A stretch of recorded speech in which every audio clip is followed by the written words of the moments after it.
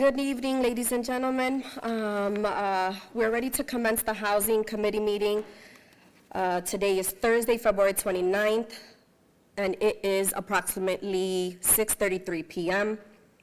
This meeting is also being conducted as a hybrid meeting. You may remotely access the meeting through the digital platforms such as Facebook Lawrence City Council page, along with the YouTube Lawrence City Council page. Pursuant to Chapter 20 of the Acts of 2022, this meeting of Housing Committee is being conducted both in person and via remote participation. A reminder that persons who would like to listen or to view this meeting while in progress may either attend in person at the location above or use any of the following access locations, which I had previously mentioned, which is the Facebook and YouTube City Council page. Voting members present to my left is City Council from District F, Councilor LaPlante, City Councilor President Giovanni Rodriguez, and myself, Chair Vivian Marmol. Could we get an approval for minutes for City Council dated January 24th of 2024? Make a motion to approve minutes from January 24th, 2024. Okay, a motion was made. Second. All those in favor say aye. Aye. And the ayes have it.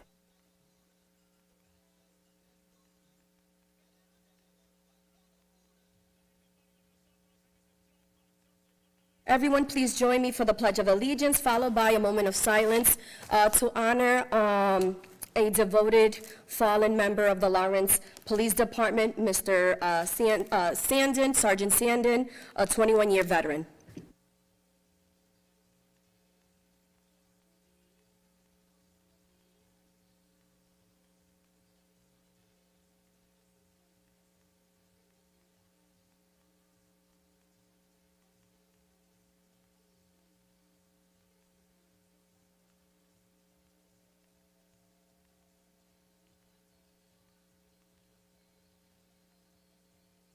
Okay, the first order of business, we have item number 8824, which is 47-47A Newberry Street, map 87, lot 6, a declaration of surplus property.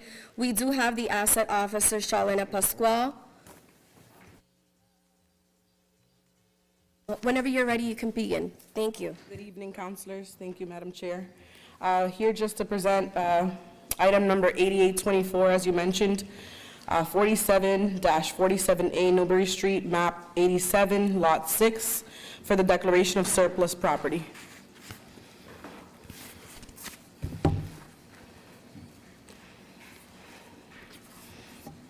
I submitted for your review supporting documentation.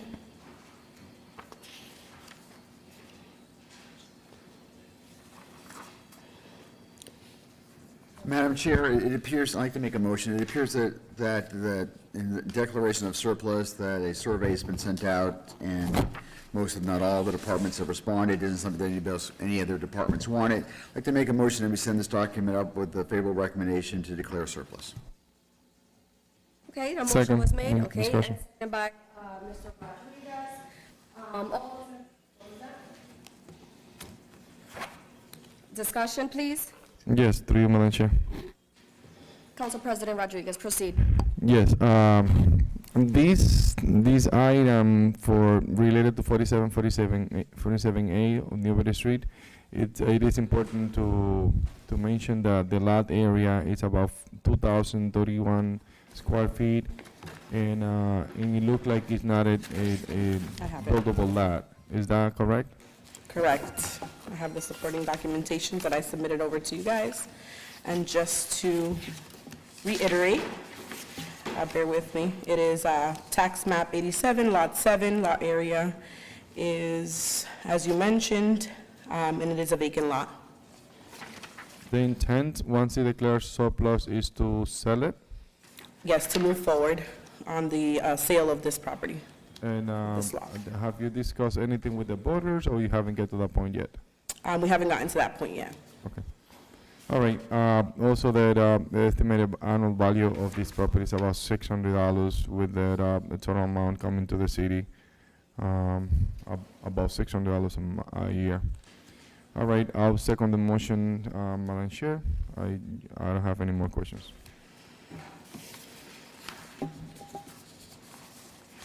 Any further questions? Ma'am, I ask you to call the vote. Roll call, please.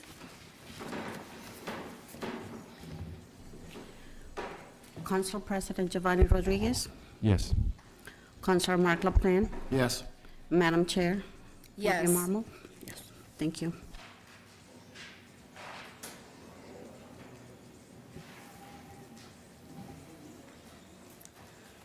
So on to the next item, which is item number 8924, the Newberry Street and Garden Street, map 87, lot 7. It's a declaration of surplus property. Ms. Pasquale, could you please proceed with an explanation Sure. and details? Absolutely. Bear with me.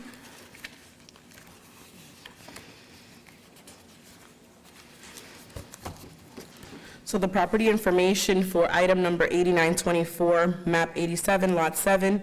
The lot area is 5,170 square feet.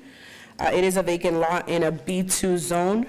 The assessed value for this particular area is $72,500, with the estimated annual taxes of $1,404.33. Also looking for a declaration of surplus from the council. I'd like to make a motion that we send this up to the full council with a favorable recommendation to declare surplus. Okay, motion Second was discussion. made, second by Council President Mr. Rodriguez. Discussions? This look, this lot, based on the size, look like it is a buildable lot, correct? The size of it is only 5,170. Let me just- Correct. Correct. Is the intent to sell it after we declare surplus? Yes. Proceed with that RFP? Absolutely. Yes. Did you say the RFP? Well, based on the value of Based on assessed 72,500. value, anything over, anything 35 and up has to be RFP. No, I'm saying if that's the intent. Yes. Correct. It is. All right. Have you discussed with the voters, or are you just gonna do an RFP Before we do request that for process, we request for have to, proposal?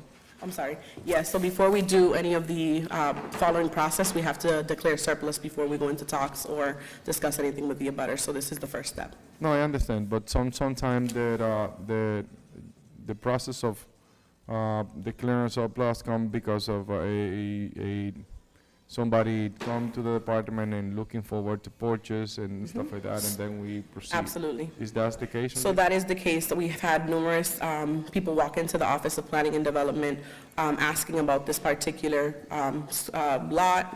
There's 3 in this case, which are all 3 items that are lined up on the agenda, 8824, 8924, and 9024 are all side by side. That we're discussing today are all side by side. So we're looking to.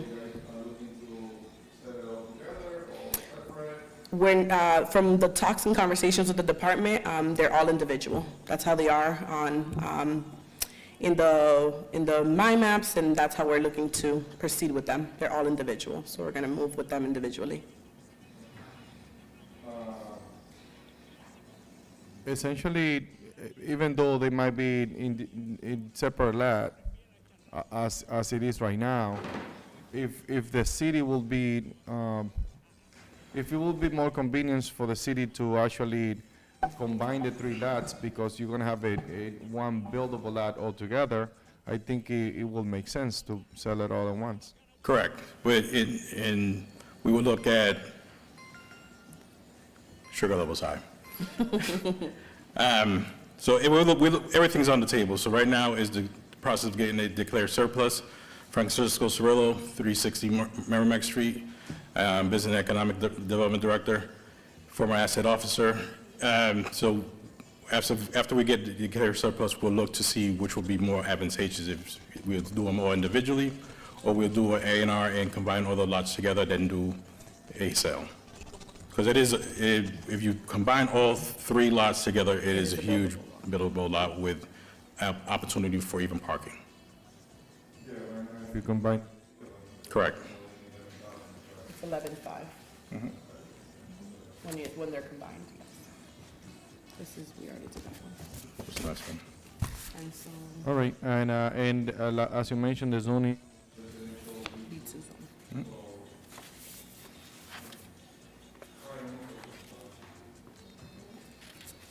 Are you all set, Councilor LaPlante? And will you please move the question? I'm asking to move the question, please. I just have a quick question, and just enlighten me for a bit.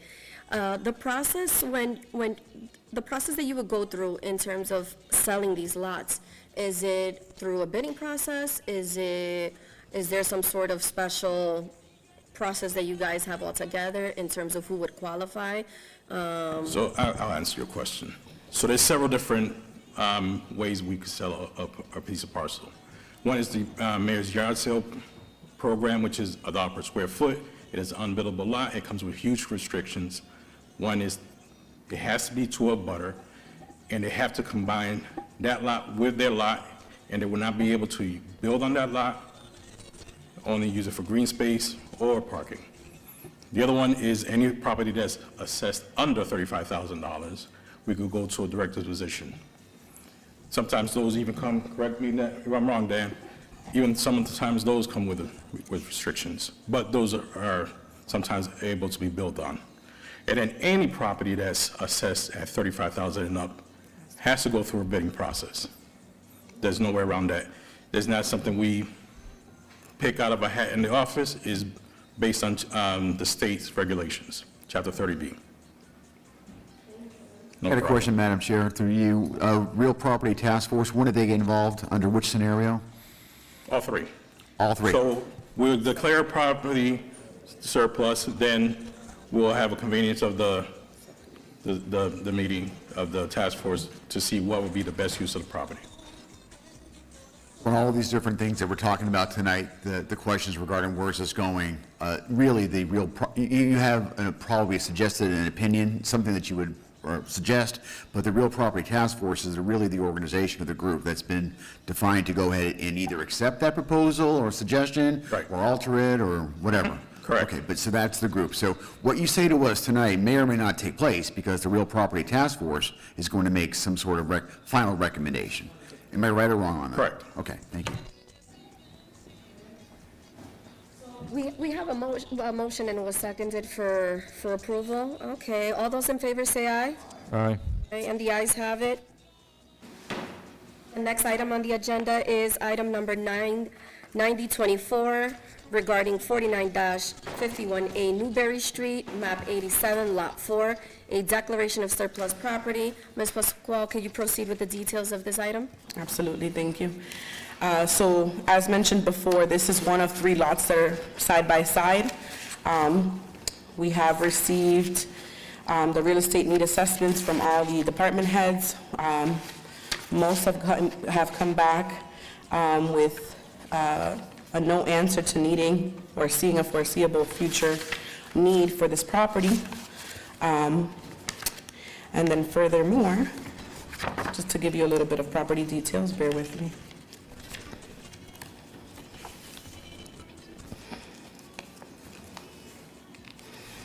I apologize. So we have a map 87, lot 4. The lot area is 4,065 square feet in a residential B2 zone. It is a vacant lot. The assessed value for this lot is $67,400. The estimated annual taxes is $1,305. And we're looking to, again, along with the other lots that we've mentioned before, either merge the lots and do something there as the lots together, or sell them individually, depending on what the subcommittee decides to do later. First step is to declare it surplus, and that's what we're looking to do here tonight. I'd like to make a motion that we send this document up to the full council with a favorable recommendation. Thank you. I'll second that. Okay, motion was made by Councilor LaPlante, seconded by Council President Rodriguez. Discussions? All those in favor say aye. And the ayes have it. Next item on the agenda is item number 9124 regarding 55 Bromfield Street, map 171, lot 132, declaration of surplus property. Ms. Pascual, could you please proceed with the details of this item? Tonight, I would like to table this item, just because I was still waiting for some of the property, some of the department heads to get back to us as to whether they needed the property or not, so we're going to allow them a little more time, because we didn't get much feedback from the property, so we want to allow the departments to make a decision. So if you guys can table the item tonight, and we'll bring it back next housing committee. Second. A motion was made to table, seconded. All those in favor, say aye. And the ayes have it. Thank you, have a good evening.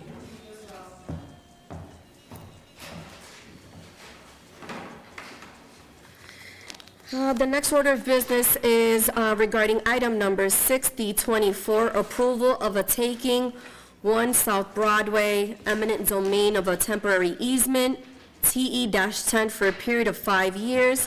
Mr. Danny McCarthy, our land use planner, if you can please proceed with the details of this item.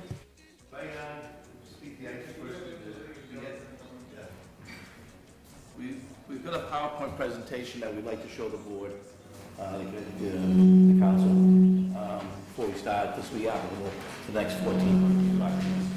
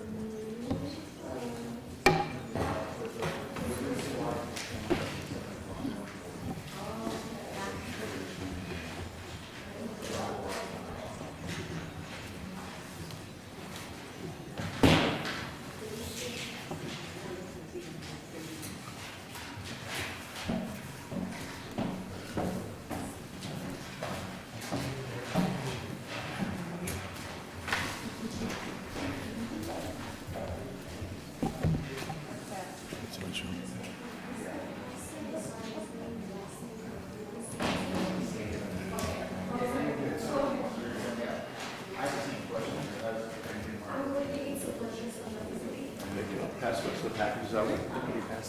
Huh? They have them all? All right.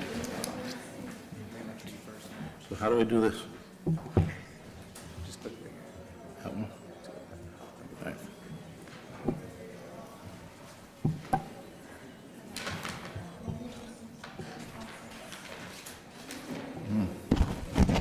Good evening, everybody. Daniel McCarthy, Planning Director for City of Lawrence and Land Use Planner. There is 14 documents on the agenda tonight that are all related to right-of-ways for construction projects that are on the Massachusetts Transportation Improvement Plan through Mass DOT. These projects are going to be constructed by the state, but the city is the responsible party for acquiring all easements and for design and other costs associated with that. So we've been working on this project for about a year now, the two projects actually that are before you tonight. The first document that's before you is speaking about a property on Merrimack Street, but tonight, what I want to do is talk about the process to bring you guys up to speed on the certification process, what we go through, and how we work with the public to provide them their rights on this.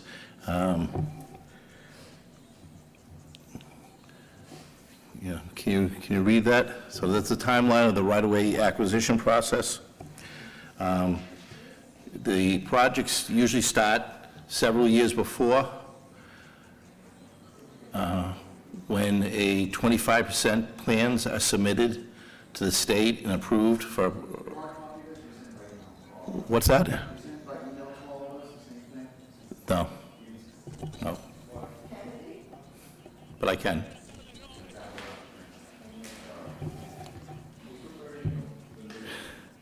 So the project starts off with design plans, and the plans identify certain properties from that abut the right-of-way that need to be utilized for construction periods.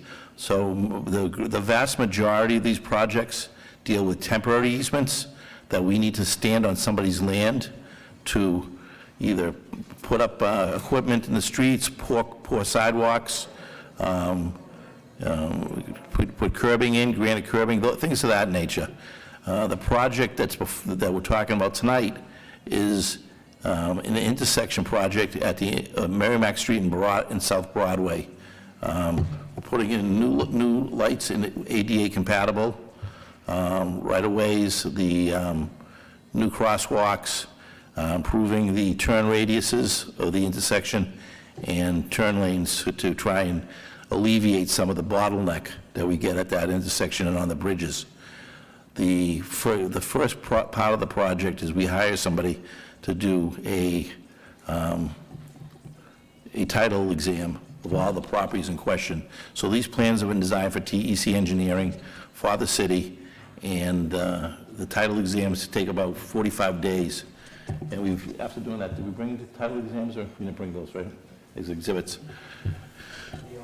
So after the title exams are done and we have an accurate reading of the size and the scope of the easements, we send out letters called letters of intent. In your packages, you'll see for each of these properties, I provided you the intent letter, a graphic description of the easement, and the federal guidelines for property procurement. All three of those documents go out to the individual owners. At that time, the planning department, has a team that goes out and visits all the property owners and schedules meetings with them to discuss the process, to walk the project with them, and advise them of their rights, and to tell them that an appraiser hired by the city at our cost is going to be coming down and doing a market rate appraisal of the easement itself. So at that point, we hire an appraiser, a market rate appraiser, who does the reviews of all these properties. I meant to bring in one of these. The market appraisals are about 80 pages. I can provide you some copies. I don't know if you want to see all the 80-page appraisals for every property. It's voluminous. But in each package, there is a copy of what's called as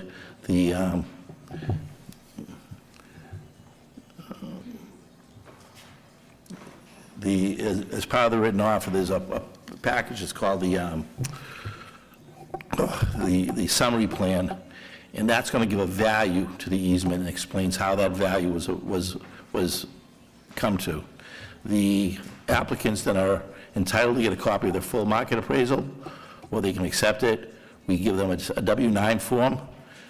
In the case of Merrimack Street, all the abutters are in agreement with this. They've all filed W-9s with the city and are awaiting their award.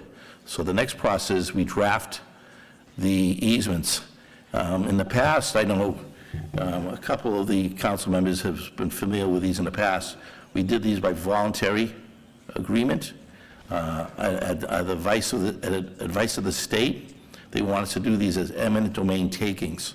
So there's no negotiations, there's no discussion. Typically, in the past, we've asked the landowners to donate the easement to the city, and we've been very fortunate that the people of Lawrence have been willing to donate. But in this case, we've told the property owners that they're going to be paid for the value of that easement based upon the market appraisal. In the case of the Merrimack Street property, the easements range in price from value from $100 to $20,000 based upon the amount of land that we're on, the scope of the taking. Some of the easements that you'll see there, and the identification, you'll see E1, which is a permanent easement. We're taking portions of the public sidewalk that belong to the people that they have title to, like an inch of the sidewalk. The surveyor came back and said an inch of the sidewalk belongs to the businesses on South Broadway. So we'll be acquiring that inch back from them and paying them for that inch. Usually not a lot of money. The temporary easements are typically just for, as I said, for us to stand on the land, work from their land, but in some cases we have to remove shrubs, fences, granite curbing, things of that nature. Everything will be replaced back to the same condition it was when the project started. We videotaped the entire street, and we can use that, those records for restoration of the properties when the project's done. So when this is all done, the project, the individual's properties will be brought back to the same condition they were before. The next step involves the city council, and that's what we're here for tonight. The city will be submitting the documents to you for approval of each easement. Some of these, as you can see, I did a sample document in there. It's actually one of the voluntary ones. It's with a school department, which is giving us the land at the Patham School for one of the later documents. The other form in the sample is an order of taking, and the order of taking is a vote from this board, this council, to agree to take the easement as it is, and the person will get paid. We set aside money to pay off all the people. Like I said, they've submitted W-9s for tax purposes so that we can cut in the checks, and we're all ready to do that. The one thing we're waiting for now is the engineer that's working on the project is doing meets and bounds descriptions of the easement, of the projects for the permanent easements. The temporary easements don't need a full description, but for permanent takings, we do need a full description. So we should have those within the next week or two. The goal is to get this on to the city council for March 19th, which I believe is the next meeting of the full council, but in any case, that's what the goal is. What I wanted to do tonight was just present this project. We can go through it. I should have been turning these on as we talked about them. So the title exams, the letters of intent, more descriptive, the property owner interviews. So I'll submit this all to you so you can review it. At this point, I'll be asking that the matter be tabled so that you can review the packages. Yep. Review the packages. And we can talk about the individual parcels one by one. One of the things I was asking, I had a discussion with Chairperson Mamo earlier, was that if possible, I'd like to get another committee meeting scheduled between now and the 19th, if possible, maybe the week before the 19th. I'd also like to meet with the other individual or in small groups, the councilors, to present this to them as well, to bring them up to speed, so that at the full council meeting, we don't have to have a full instructive period. I know that you will be filing recommendations as a committee, but I do want the other council members to be fully apprised of the values and the project requirements of this. So a part of this is is an educational process for everybody. So answer any questions? Madam Chair, I've got just a very quick 30,000-foot question. I don't want to go into the details. Out of these, how many are there? How many? 20? 14, I believe. These are all 14s, then you explained the rationale for it, you explained where the money is coming from. But my question, why are we doing these takings? What is the end result going to be after these takings are complete? As I said, for most of them, the contractor that's hired in the state when they go in are going to tear up the sidewalks to replace them. To pour concrete, the sidewalks usually go right up to the property line, and they need to get into the person's property to put down the forms, stand on the property. So we might ask for a 5-foot easement. They may only disturb 6 inches of the person's property, but like again. Let me re-ask the question. Yeah. Why are we going through all this effort to make the infrastructure changes you're describing? Because this is the federal requirement. We've done these in the past, and it wasn't this detailed. The federal government has higher standards now. Specifically, there's a package, a form in there, with a description of the property rights for individuals. So under Massachusetts state law and under the U.S. Constitution, the government can take property, but it has to be done under certain forms. So I'm just trying to figure out, what is the plan for the for the cross-section of South Broadway and Merrimack Street that we are spending these resources to do all the infrastructure repairs that you're describing? What is the end goal for that quadrant? To improve it, to make the intersection flow better, we're putting handicap lights when ADA compatible crosswalks. Right now, the intersection crosswalks in a good part of the city, what do we call it, apex style, where they come out at the point of the intersection. That's not that's not the priority type of design. It's more dangerous. It'll put the pedestrian further into the intersection, and there'll be less visibility. The crosswalks are going to move further back. They'll be wider. There's going to have the flashing lights, the sounds, and for different handicaps. There's going to be, they're going to change some of the lanes around, so we have a left-hand turn coming off the bridge.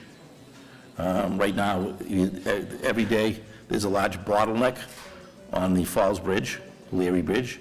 We're trying to leave that the same way. There's a bottleneck going north. We're eliminating some of the parking on Broadway, so there's a right-hand turn lane, a dedicated right-hand turn lane onto Merrimack Street from South Broadway, so that cars don't bottleneck or have to use Carver Street as a... So those are like, for this one project, that's the description. The other 4 of the 14 takings are for Partham Street. And being taken back for Marston Street for the Partham School. So we're putting in new lights there. Right now, there are no directional lights at the intersection of East Haverhill and Marston Street. It's one of the most dangerous streets in the city. The traffic comes down there at a very high rate of speed. The children have to cross there. So that's been on the plans for about 6 years. So my last question, I know that others may want to speak. So if somebody were to ask me when I go home tonight and say, what's this land takings about? Why are you considering that? The bumper sticker response is, we're looking to improve the infrastructure for one of the major reasons to improve traffic flow and try to improve congestion inside the city. And these takings are required so that by the federal government, there are things that we need to get done, ADA requirements, et cetera, that need to be implemented so that we can access the money to make that happen. Right. Is that a decent bumper sticker response? That is, I just make the caveat that it's also for pedestrian safety, and that's a big...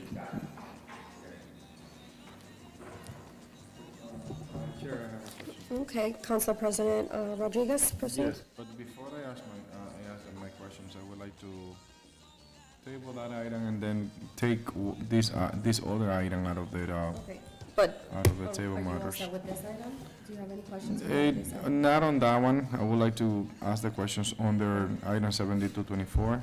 So for that reason, I would like to table item 6024. The motion was, okay, so motion made by Mr. Rodriguez to table. Do I have a second? Second. Okay, all those in favor say aye. Aye. The ayes have it. Madam Chair, I would like to untable item 7224 for the purpose of asking questions.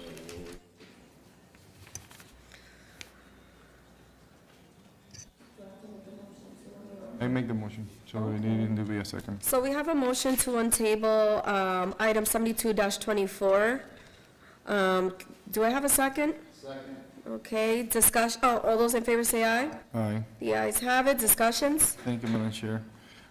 This is a similar item that we have before, but I would like to ask generic questions, and then I'm going to go in particular on a few things on this specific item. Before So- you proceed, Council President, let me specify what this item is.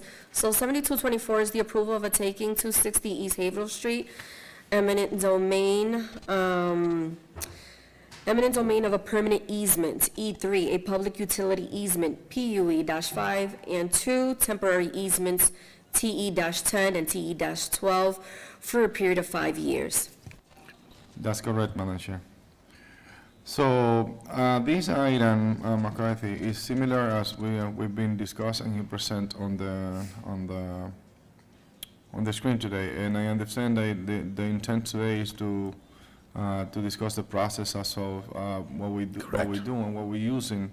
During the presentation, I'm gonna go in general before I go into the particular of this item. During your presentation, you're saying that before we did several projects that use a different process. And it was by the process that we used before, it was a volunteering given, right? That's correct. And this is an eminent domain taken. And you said during the presentation that before the city of Lawrence was good enough that actually give out those lands and provide those easements to for the project benefits.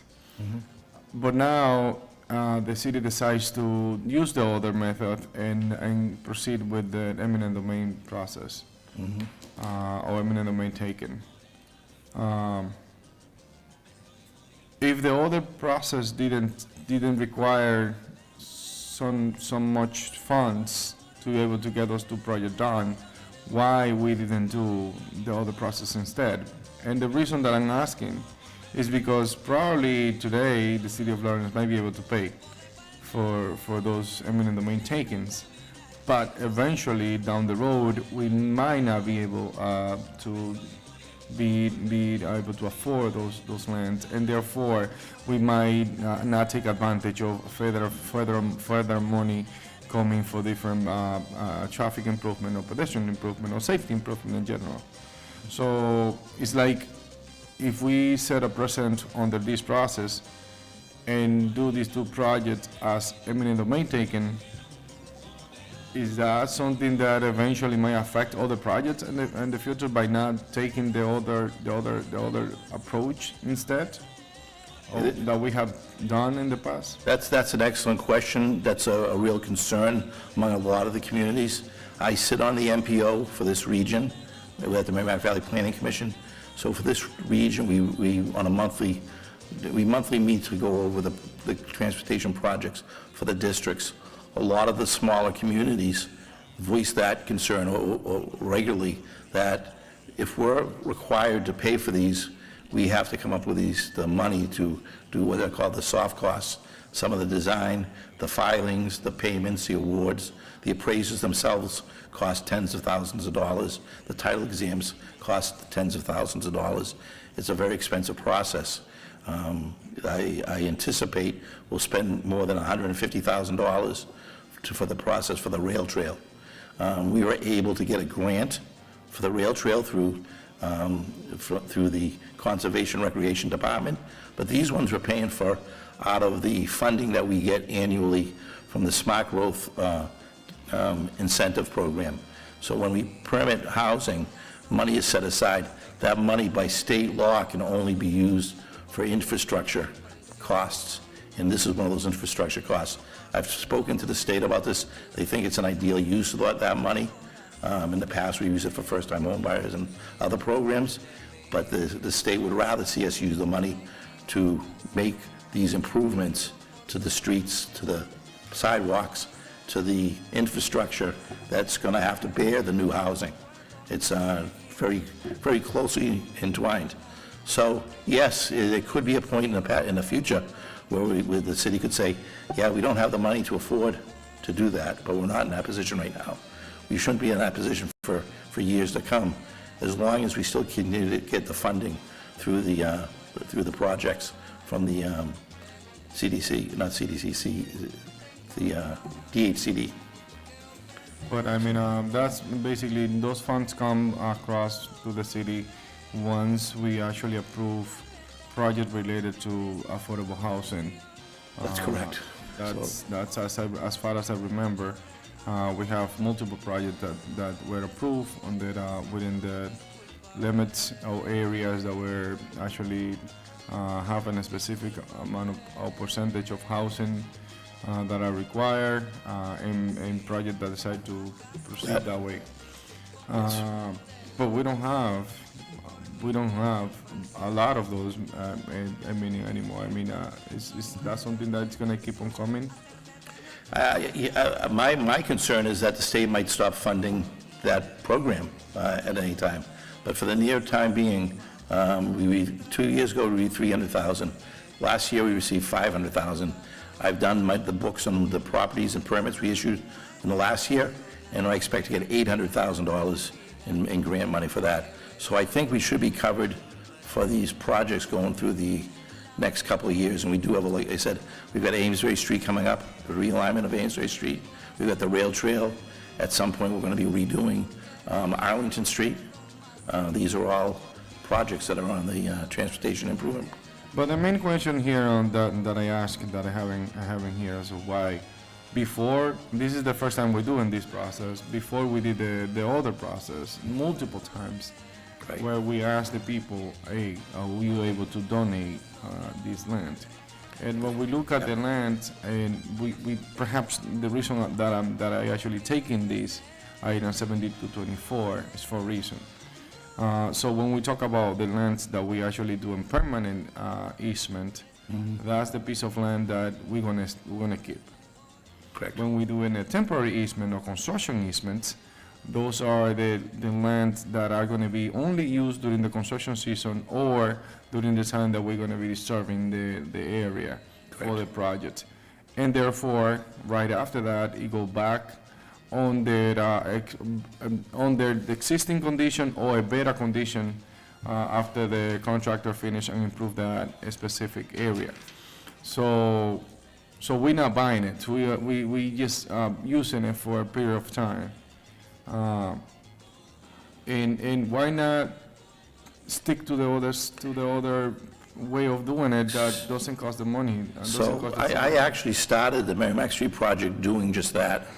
And again, the property owners are people that are well-known in the city that I know, and for the most part, they're all agreeable. But one person at the last minute decided they weren't going to cooperate, and that froze the whole project. And the state had kept telling me, you shouldn't be doing this, you should be doing the takings.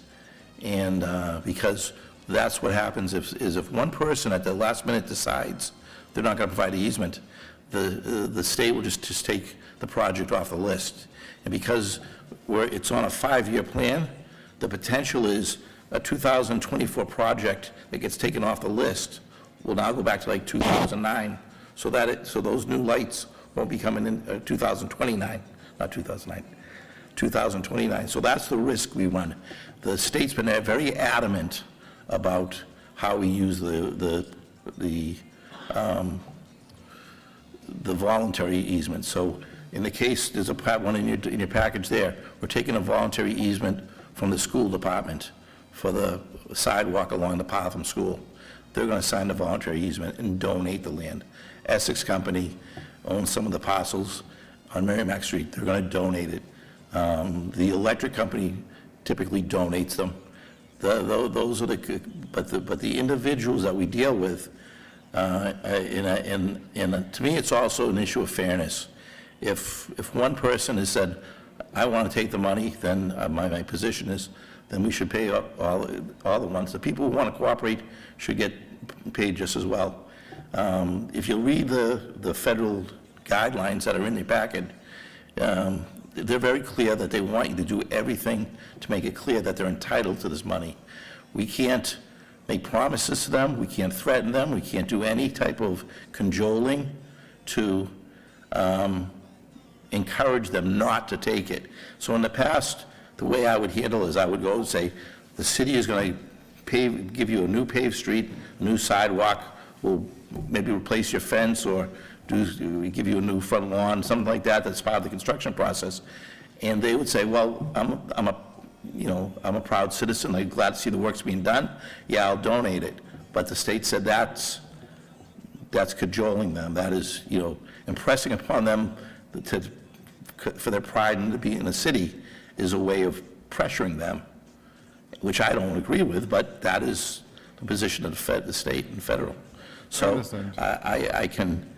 we meet bi-weekly with the right-of-way division to go over the easements and go over the process to make sure we're on time. And they're very adamant, I can talk to the members here, but we've discussed this many times, that the taking is the more efficient way of doing it. All right, and that's a long discussion that we're gonna have to have as a city eventually, because right now we're in the process that we might be able to afford that, but eventually that could become a problem. But anyway, this item that we have in front of us, I wanted to ask you a few questions, and then probably you can send me some information in regard to as of how we get to that point. So the E3 and PUE 5, those are the permanent easement on item 7224. Right? So You familiar with that? E3 will probably become part of our infrastructure. It'll probably become a sidewalk or a crosswalk or something of that nature. PUE is a public utility, so it could be wires running across the air that cross your land. It could be wires underground that go to a street light. Got it. So, the land, because the land involved of the permanent easement is about 399 square feet and 102 square feet on the land that we taken. And the lands that we have temporary easement, the T10 and T12, is about 5,000 square feet. So those are lands that are going back to the owner. In E3 and PUE5, it's going to stay as part of the project. But the price for those 500 square feet is about $46,000. That's a significant amount of money compared to the other items. That is the highest number I've seen before. Is that when we do the assessment, like, I mean, We're actually moving some of our utility poles onto the land. The property in question is the Princeton Arms. It's a large apartment across from the apartment school. So we're going to be cutting down the bushes in front of the house to put a new sidewalk in, and putting sidewalk up around the corners where it doesn't exist. So there's a large amount of what's taking, and there's a large amount of permanent easements. Like I said, we're actually putting 2 telephone poles on their land. can you send me the guidance as of how you guys, you said that you may be able to send it to us, the guidance as of how you guys decide the Yep. price for the... Yep, so I can do that. I meant to bring some examples tonight, but we forgot them. No, that's fine. Just send it to me by email before the next meeting. I mean, ahead of time. Yep, so tomorrow, I tried sending electronically copies of the intersection plans for all the board members. You should have them tomorrow. My last question will be that when you send those documents, we're not into printing anymore. We're moving along from there. At least some of the councilors. Excuse me? Yeah, we're moving along from the paper print documents. We prefer. No, that's, I don't want to kill trees. Why not? It's like, especially because we have more time to read it. It's easier to send it by email, so. All right, thank you so much. Thank you. Any further discussions regarding item 7224? Now, are we gonna, I mean, our next meeting's on the 19th, are we gonna move on these? Are we gonna move on these tonight? Are we gonna move on? I'm under the assumption that we're going to table all of these items. It's up to you, yeah, I'd feel more comfortable, like I said, the request I'm making is that if this committee could convene before the 19th and send them up, I would appreciate that. Like I said, I want to reach out to the rest of the committee, council, and meet with them individually or 2 or 3 at a time, and present the same project, show them the documents, and explain how the process goes. Because I don't want to go in and have 5 members who know nothing about this process. Also, Madam Chair, we started a half hour late tonight. I think there's a zoning board meeting, and I didn't want to be respectful for those people who are here for 7. So should we group all these items as tabled matters, or, you know?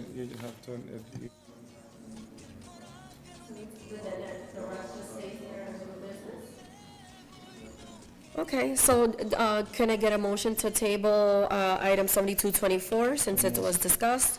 So move. Second. Motion made by Council President Rodriguez, seconded by Councilor LaPlante. All those in favor say aye. Aye. And the ayes have it.